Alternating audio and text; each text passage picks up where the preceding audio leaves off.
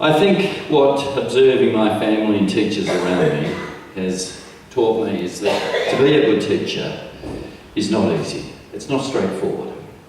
It requires the aligning of a whole range of skills, certainly mastering a body of knowledge, but that's only the beginning.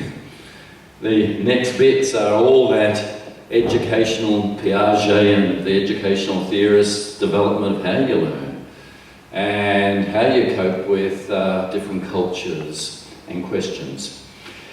Certainly, I have observed that teachers who are great teachers have this ability to provoke and awaken curiosity. I remember, as a student, asking a question in Year 9 and being absolutely blown away. I still remember this, it was quite emotional at the time, when a teacher said to me, "That's a brilliant question." As a Year 9 student, I couldn't believe I had asked a brilliant question. I was even more blown away when the teacher said, "I don't know the answer. Let's work on this together." Wow, teacher actually wanting to go on a journey and explore this. It was an awakening of curiosity. I think teaching at its best is when the teacher is able to impart, "I'm still learning, this is a journey, I still have questions, your question has actually enriched me, I'm going to explore that. How do we go about doing this?" I think that's very important to underline. I remember reading Einstein when he was doing extraordinary things in terms of the meaning of relativity, E equals mc squared.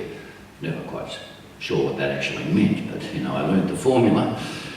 But a curved universe and this notion of black holes that we now get, things that just don't have any logical meaning. Einstein said, "The profound emotion of humans is mystery." He said, "A person who does not feel mystery is like a snuffed out candle." As a scientist, he was plugging into this curiosity. Why is it like this? Now, I think geography is right at the heart of that question. Geography, graphos, meaning to write about the earth, to learn, to write, to try and understand the extraordinary mystery of this, both in its physical sense, in its topographical sense, in its social sense, the interaction between people and places. It has always been the case that that interaction is where there is great energy and excitement. I think Rita and I were just talking before about a big map where in London people locate their own story because of place and the excitement it generates. And it's been ever thus. When you think of the Bible, people located themselves in terms of place. There's Joseph of Arimathea. There's Paul of Tarsus. There's Jesus of Nazareth. The list goes on and on. Here is place that is all about identity and scripting, and the interaction between the two really is geography. It is the writing about the earth and place, and what this actually means in terms of my understanding, arousing of mystery, explaining who I am. As teachers, you know that the true joy of teaching really is the success of the student. Just about every one of you can remember as a teacher that when a student who you thought was struggling actually had a breakthrough, an aha moment, the excitement of what this opens up for that student. You can probably remember teachers that did that for you as students, as I was describing. I think that aha moment is this evoking of lifelong learning about the earth and who we are. I could tell you many examples in my own life where you literally feel the energy zone rise as you plunge into something that has profound connection to questions you didn't know were there. Kierkegaard wrote a wonderful book It said, it was called Stay Close to Your Bliss. And in it he essentially said, every human has some profound questions that are important for them. Your bliss is pursuing those questions. Stay close to that bliss. Pursue that question. Understand it. And whether it's going to be in the field of geography or not for your students, the extraordinary power of that curiosity and awakening. The extraordinary privilege of learning and passing on to each new generation the skills and values they need, so that throughout their lives, at work, at study, in families, in relationships, in the life of the mind, even in sport and leisure, you, as geography teachers, have given them a framework that they will always be mapping their terrain. That's actually a primary life skill. And the terrain may be the work, the family, the society, the street. It will be giving them the mapping skills to look forward a little, hopefully even a long way, working out the lie of the land, identifying the best way forward as they do that mapping, how to avoid some of the hazards.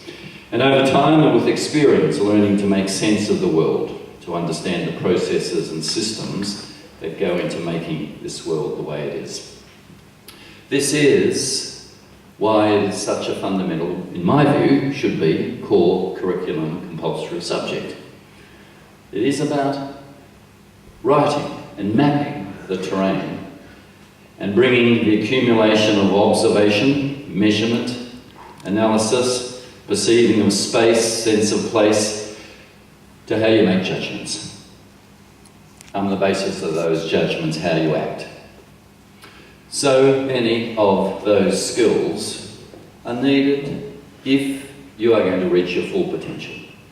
If you're going to live life to the fullest. They lie at the heart of good geographical learning.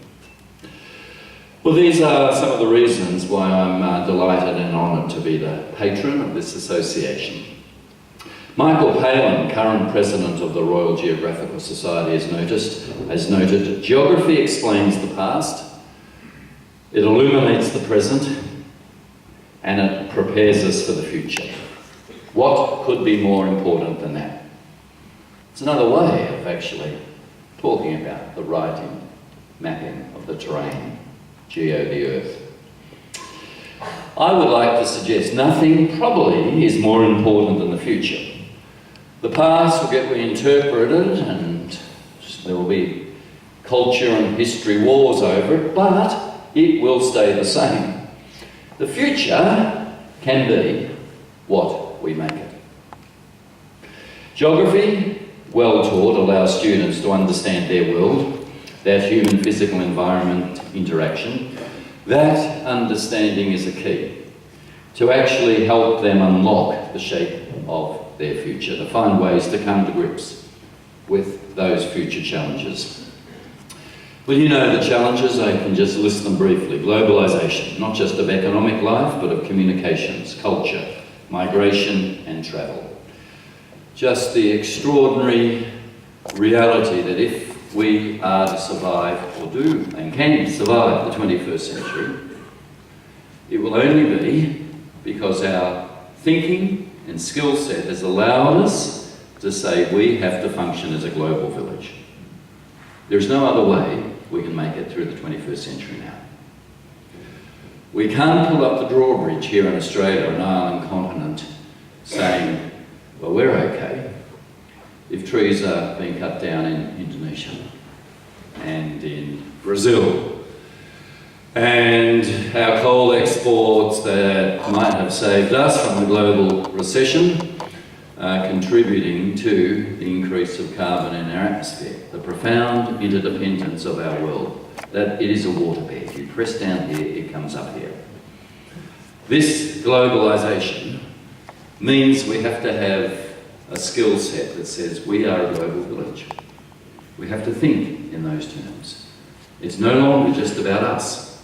It's how we act with a global ethic to deal with these challenges. Another one is urbanisation and the problems and opportunities posed by the growth of enormous mega cities. Now, over 50% of the world's population in cities over 100,000 people. We have to make much greater progress in the struggle to overcome global poverty and injustice. People need to understand, as they often say to me, the reason they're poor is they have too many kids. Implication, Tim, you stop them having kids. Like, I can do that. The only government that can do that, as we know, is a communist government in China with a one-child policy, and not too many of us are going to vote for that political system. Of course, the assumption itself is wrong. Every country that has lifted itself out of poverty has moved towards zero population growth. Have you noticed that? It's the opposite way around. It's not having too many kids that leads to poverty. It's poverty that leads to having too many kids. Have a look at the Taiwans and South Koreas and Singapores, all poor, now moving to zero population growth. Think of your own great-grandparents and family sizes of 8 to 10 when we were poor. It wasn't the ability of government to say stop having kids. I have a brother, as you know, who in government was actually funding policies to do the opposite. We've had some discussions about that. Well, when people start to understand that we live in a global village, lifting people out of poverty is the surest, fastest, quickest way to also dealing with what is a time bomb in population growth. We actually have to think in these terms.